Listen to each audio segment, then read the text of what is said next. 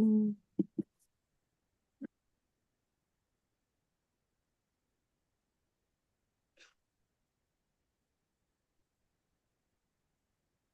everyone, and happy Thursday. Thank you all for joining us.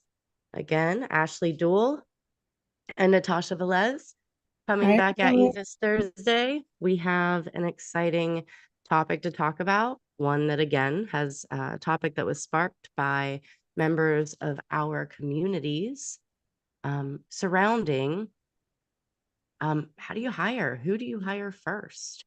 And particularly, how do you find a kick-ass project manager that can also speak to the government and manage large projects?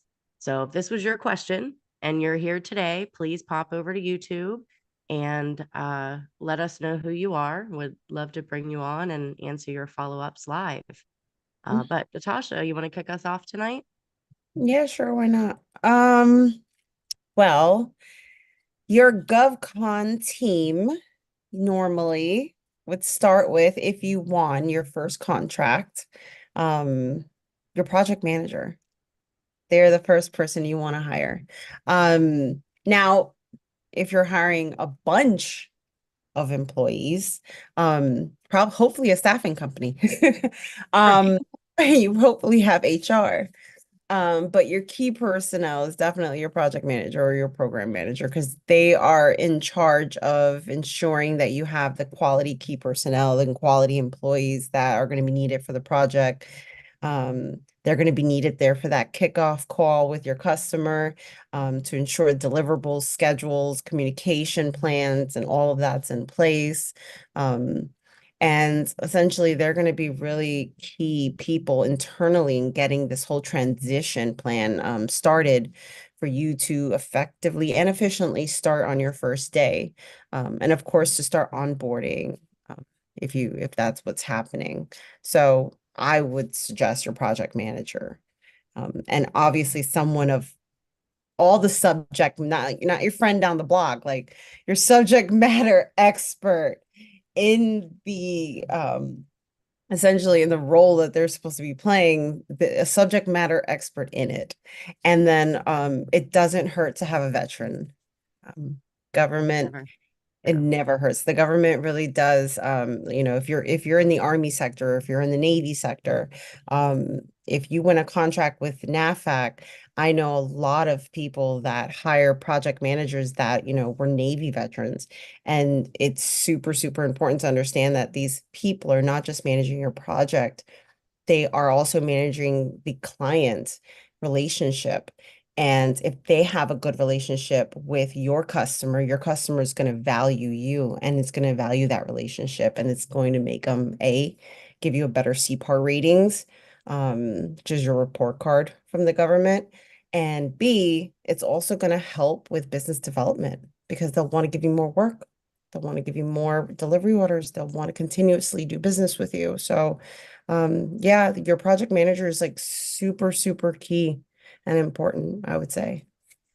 I Yeah. would I would definitely agree. And if you have, and I hope at this stage of the game, if you have even an LLC, that you have at some level performed a SWOT analysis on yourself, right? Yeah, An hopefully. anecdote for you. I took in college general accounting, I took managerial accounting, and by the end of that painfully long year, what I learned was that I'm hiring someone to do that for me, right? We all have our strengths and weaknesses. Look, I'm really good at numbers. I graduated in statistics in high school, but keeping my books is not my strong suit. So I pay someone to do that for me, knowing that that's my weakness. Um, if you're solo and you're trying to figure out how do I even find somebody, what do I even look for in someone to manage my projects if in government contracting. And I would definitely say, I have folks say go to LinkedIn and Indeed. I personally think Indeed is um the last resort I would use. But Glassdoor can also be a valuable option too if you're looking to hire someone as W-2. Now, there are companies, project managing experts that have their own firms. If you're looking for an individual, though, look for PMP. Right? That's sort of the acronym. Yes. And bonus points if that person is a veteran, bonus points if that person has managed government projects before. Mm-hmm. So definitely hiring a project manager that has experience in the industry that you're in or that you're targeting, for those of you who are looking to diversify your service offerings, would be highly recommended. And typically that project manager is going to be, their salary is going to be inclusive in what you're billing the government. So, Mm-hmm. even if you can't afford one now, um, the Oh yeah, only you thing, can bill it into your pricing. yeah, build I, that I hear in. a lot of people say, "Oh, well, how can I afford them?" Like, Well, what do you think the the only pricing is thing that part you of? the only thing that you really have to respond to that opportunity is you have to have or the ability to acquire each Yes. and all the requirements, right? Oh, So, making an offer to a project manager contingent on the award is one way that some of the big guys manage to keep their labor costs down, and not have to incur that expense if they don't get the contract. correct. And if you get a letter commitment from them saying that they will work for you, A, it looks really good with the government, and B, they'll jump on board once you have the money and you start acquiring the contract. So, I mean, it's a win-win right there. But to second on that, yes, internally, um, back end support is super important also. Yes, your accounting, your HR, it doesn't have, I always say, sit down because you never know who you need and what you need until you start taking tasks off of yourself. I have some people that are like, no one does it better than me. I know that because I do that all the time. The queen of Um, delegation, you mean? I don't like to delegate for anything. I'm like, I'll just do that, right?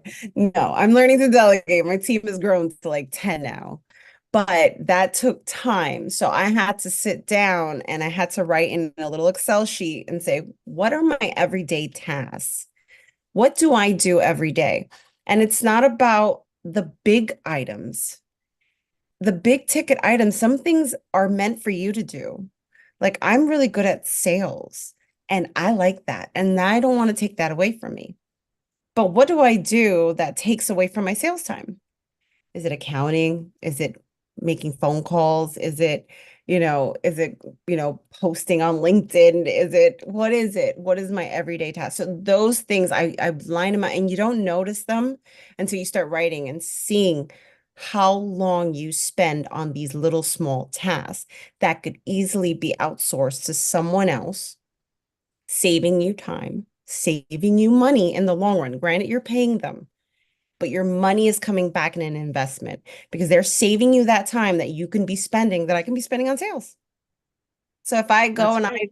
get another client because I took off something as mediocre as, data entry, I mean, it's a That's how win. you scale, especially when you're in the services side. Oh, And yeah. if you're in products, even the same holds true. Like some of my most successful product suppliers, who are doing a massive amount of business with the likes of DLA Mhm. and even some FEMA, they're stretched, right? Because they can't Oh, yeah. possibly fit more bids in a month without someone else like duplicating themselves, Mhm. right? So everybody gets to a point where they bottleneck. Yeah. And definitely, so we have sort of a mixed, I know at least in my Facebook community, we have a mixed audience, and it's been very much more prevalent over the last several years where a lot of you guys are project managers already. So you're project managers, and you know that at some level, no matter what you're doing for the government, they assume that you're, in essence, a project manager. Yeah. So you can really utilize that skill set in multiple different industries. Mhm. I actually talked to a business owner the other day, woman owns small business. Her experience is in project management. I'm talking like 30 years experience. IT project management. She had emergency project management. There were a lot of different industries that she was able to utilize that skill set in. Pretty much the only bucket that we weren't able to put her in was acquisition support. They do project management actually to manage contracts internally with the government. So So, There are so many different ways that one can utilize that skill set, and it's absolutely necessity to having government contracting. yeah. So if you're a crappy project manager, that needs to be your first hire, absolutely, hands down. So Oh let's say yeah. you are a project manager. Then what's going to be most important? And I'm going to have to vote BD here. And if you disagree, you'll have No, so so most people will focus on, project manager, the employees that's needed for the project, things like that. I've seen people get a 5-year contract and not put any money towards business development. I will let you know. like a I- GSA schedule. It comes so fast. It does. 5 years hits so fast.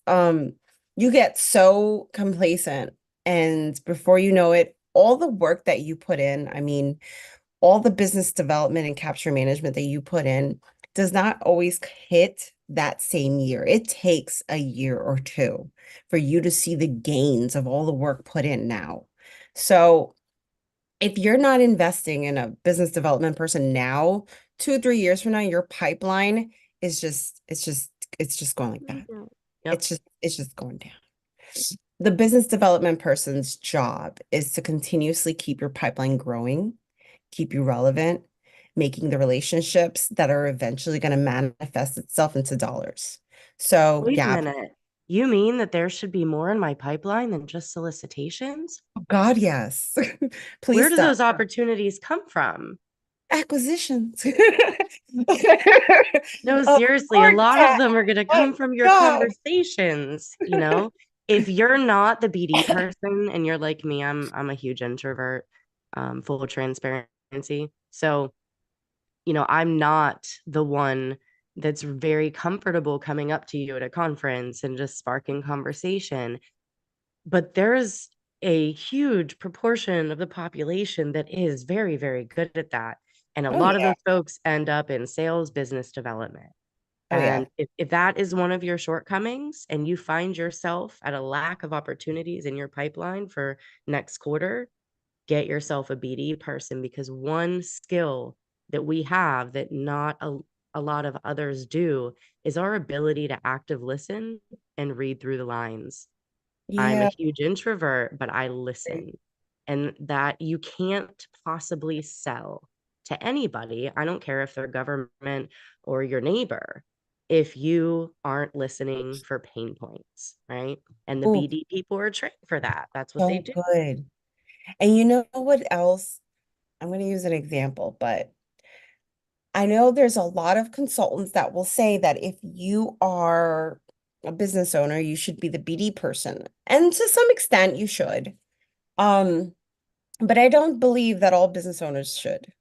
Um, you have That's to know true. your I agree strengths with and you that. have to know your weaknesses. I had there's some things as a development person you can be not just an extrovert, but you also see the opportunity in every little thing. You have to be able to see a bud and be able to be like, oh, I can see something bigger out of this, right? Versus everything that's just completely obvious to you, right? A solicitation, that's obvious. But the potential for one, for a potential for a sale, a need, or an unknown need, a problem, and I can come to you with a solution, a budget, a strategy, and a schedule.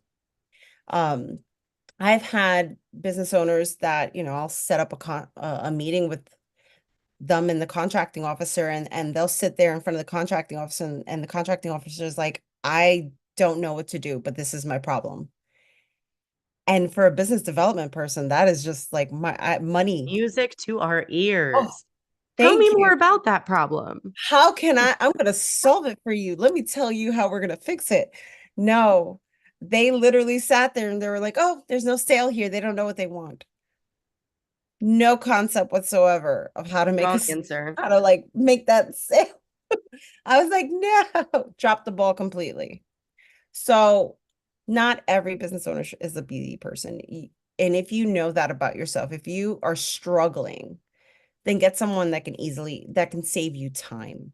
Because for them, that's a no-brainer. For most BD Right. people, we're like, we got this. And that person is going to help build your business. Now, realistically, I will say that most people stay away from the BD component of hiring someone early on because BD people are expensive. Yeah, they can be very, They're very expensive. very And the expensive. ROI, it takes a while, It right? takes a while, and it also takes action, right? As a BD person myself, I had scheduled 6 meetings within 8 weeks for one of my clients a year or 2 ago. And in one of the first of the 15-minute meetings, I miss client, do you need any assistance in preparing? Do you have your questions ready? Mhm. Oh, yeah, yeah, we got it. We got it. Client goes in the meeting, and for the first 12 of the 15 minutes, just proceeds to pitching. Full blown PowerPoint deck, just pitching. Mhm. There was barely any time for introductions. There was no questions being asked. And, it dawned on me after the fact, like, we don't know what we don't know. When I Yeah. asked the client, are you ready for this? The client thought that they were ready. They had this whole PowerPoint deck prepared. But I didn't realize that I probably should have taken that meeting solo, as a BD person, but that Yeah. was not sort of in the scope. Um, I kind of took the client's word for it, and nothing there were no real next steps after that, needless to say. So that directly affected my ability to show value for that client. I got the meeting, but at Right. some level, it's up to you, the business owner, to your team and listen to what those who know better than you are telling you. Yeah. Otherwise, why'd you hire them? Right? Correct. Correct. That's honestly very common. Very, very common. We hire to tell them what to do, not for their skill sets. That's crazy. Well, that's why we hire mentors. That's why we hire consultants. Yep. That's why, we hire people to develop our systems and, our back office structure, our setup, our processes. We hire uh, lean consultants to help us eliminate waste. We hire Yeah. people to scrub our carpets. So, at the end of the day, everything that you're going to do in government contracting is either going to cost you time or money. And Yes. alluding to something that you said earlier to kind of piggyback off of that, if the time that a subject matter expert can do it is going to monetarily cost you less than if you try to fumble through it yourself, Hmm. that should be your indicator to outsource. And Yes. just making sure that you have a clear expectation of what the metrics are, what are your expectations, a clear scope of work, rather than just saying, oh, hey, I'm going to pay you to schedule me some meetings. Yep. All right, I can schedule meetings all day. I know how to design a killer capability statement that gets somebody's attention, like the best of them. I'll get the meeting.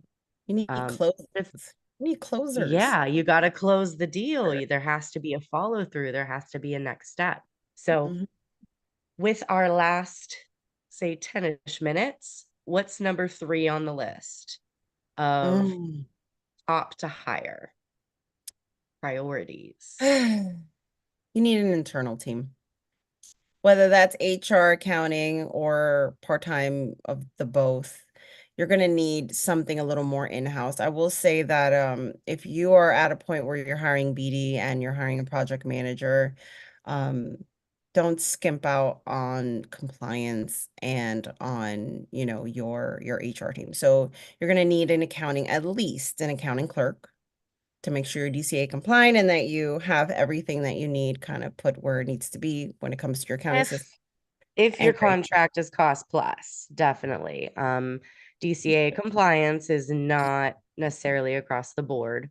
But if you're bidding on a cost plus contract, that is definitely going to be an expense that you'll have to work into your pricing for sure. Not just cost plus, but if you are, let's say you're an 8A, and let's say you start doing partial And payments, progress mhm. payments, you get audited a lot for part. Yes, the audits are. Um, you also get a lot of audits for different things, cost reals and fair pricing. Sometimes you'll have an accounting system audit just for certain things. So it doesn't always have to be cost plus. I've had audits on firm fixed price. Um, And I don't know why, because it's like it's all the risk is on the contractor. So there has been quite a bit. So you want to make sure that you are at least have your chart of accounts where they need to be, and then you have someone that's knowledgeable and So that's that could got be a you. bookkeeper, Yeah. right? I definitely, if you're bidding on government contracts, and the same goes with your GovCon accountant, your GovCon attorney, right? There are a lot of attorneys out Yes. there who pretty much specialize in the FAR. That Yes. doesn't mean you have to give them a $10,000 retainer. But if you don't do your due diligence and interview, I always say roll of three, right? You get three quotes, you pick the one you like. Um, and that the one that you like may not be the cheapest, but might be the one that understands your business the most. And same with your GovCon accountants, right? Mhm. It's different across the board. If you're in staffing, your accounting requirements are going to look a lot different than if you're just pricing the cost of goods sold and calculating profit. So pick somebody that has the experience that's relevant to your niche and what it is that you're doing. Yeah. And even just kind of know who you're going to go with when the time comes. Because Mhm. all it takes is a bid protest, right? One of your contracts gets protested because you made an error on your SAM registration and your competitor caught it. That might trigger you to have to quickly incur legal expenses. So I'd rather know who I'm going to call when the time comes rather than, as the other shoe's about to drop, figuring out who I'm going to go with and how much it's going to cost me.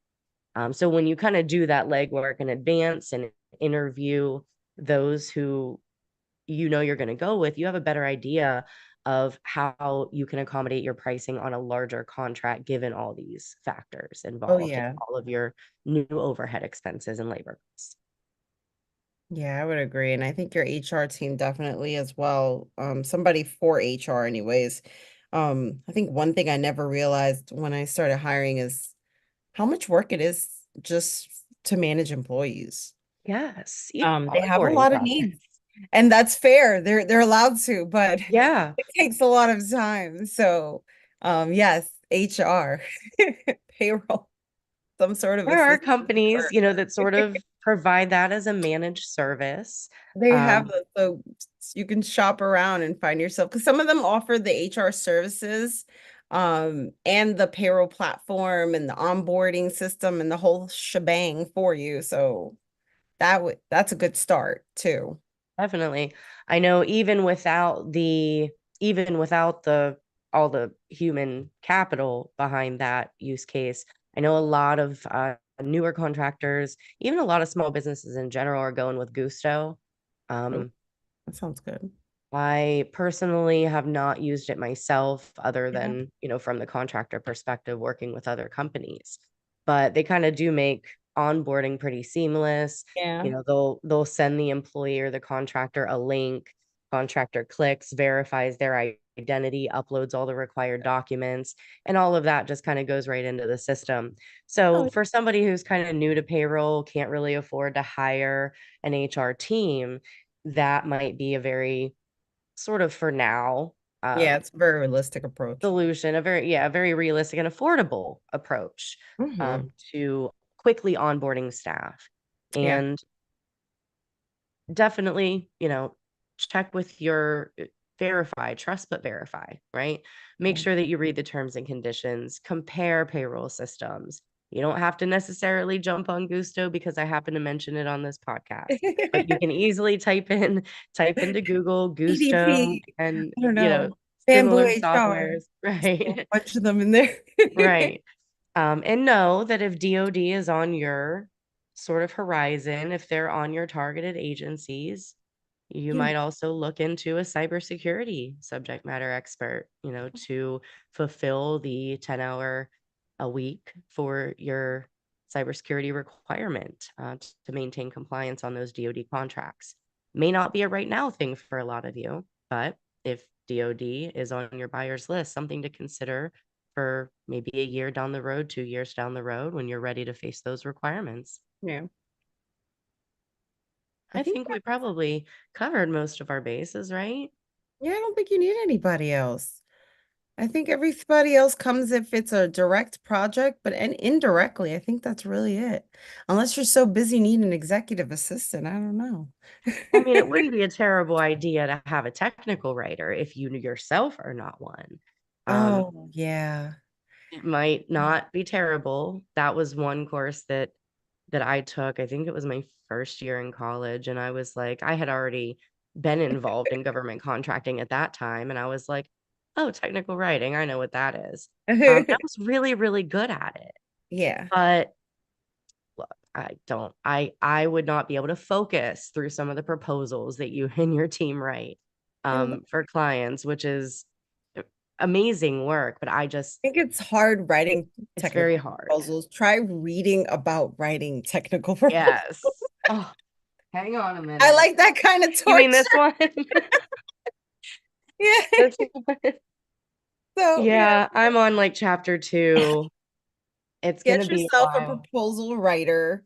Um, so, over time, it's okay to start now, getting familiar and writing proposals and stuff like that. And everybody's like, they think they are a proposal writer because they got ChatGPT and everything. Right? Everybody's a Um, proposal writer now. oh, but ultimately, if you decide to go for bigger contracts, you're definitely going to want to look in getting yourself someone that's certified and has been doing this, for a very long time and has a good win rate.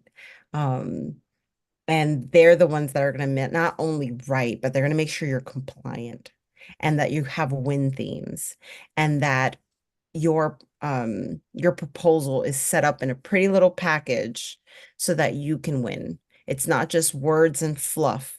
It's an actual strategy. And it just kind of makes you stand out from the competition. So that's really what you want. So definitely an investment alongside your BD team is definitely a proposal writer. So, but to me, that's always a luxury. Um, and Right so now, it might be you, right? You might yeah, be writing your proposals. And at yeah. the end of the day, even when you do go to hire a proposal writer who's definitely not your first priority, I will say, Mhm. there's still, unless you have a library of winning responses already prepared that you can hand over on a silver platter, that's still going to be a group effort. Yeah. So you never want to just hire someone and then walk away. They don't know anything about your business. You're Mm-mm. going to have to regurgitate basically everything that you've ever done in your business to allow them to create compelling content that's going to win you an award. So as Yep. long as you have the right expectation on what that sort of relationship should look like, the more information you're feeding that technical writer, the higher your chances of winning. So if Correct. you've never talked to the customer, you're not setting that writer up to help you win. If you Correct. don't know what the customer's pain points are, I mean, who else is going to provide that information? So be sure that you're doing your capture, which ties into BD, to Mm-hmm. be able to disseminate that information to the proposal team. Yep. Super important for those of you in services, especially. Oh yeah. Well, that was a good one. Yeah, very good. Hmm. I like that. I think that aside from that, I mean, that's like max 5, right? Yeah. You could run Counting, you HR. could run a pretty impressive revenue stream Yeah. with just those 5 people Yeah. and yourself, right? Yeah. Your FTEs would then come and fill the contract roles. But Hmm. just those 5 people at your core chasing and winning the work, Yep. um, that's scalable. Yep. That's pretty on point. Yep. And that's how you should scale upon award to get you going. And use those profit margins to get your internal team going and winning the next one and the next one. And then when you make enough for proposal writers and consultants will show up. That was perfect. Uh, Liddell asked, list the 5 once more. Number 1 was your project manager. Yeah. Number 2 was your BD. Hmm. Number 3, I'm trying to remember the order that we did them. I'm getting over the flu, guys. Bear with me. My Wasn't brain's it on your space accounting cadet mode right team? now. Accounting, Your HR. accounting, your HR. and Legal. your proposal and your And, legal well, yeah, your accounting and your legal kind of went are in the kind of the same same. level. Yeah. Yeah. Um, those are two areas that, there really is a lack of support for because, those are, specialty. Um, Yeah. consider those your specialists. Your Apex counselor is not allowed to provide you with accounting advice. They're not allowed to provide you with legal advice because they're not Mm, CPAs and they're not attorneys. And yeah. same goes for Natasha and I, neither are we. So that's why those two are so very important there in the middle. All right. If nobody else has any more questions, we are at time and I'm going to go sleep off the rest of my sick. How about you? I'm gonna go cook dinner. Bye. Bye, everyone. Have a great week. See you next week. Same time, same place. Bye, guys.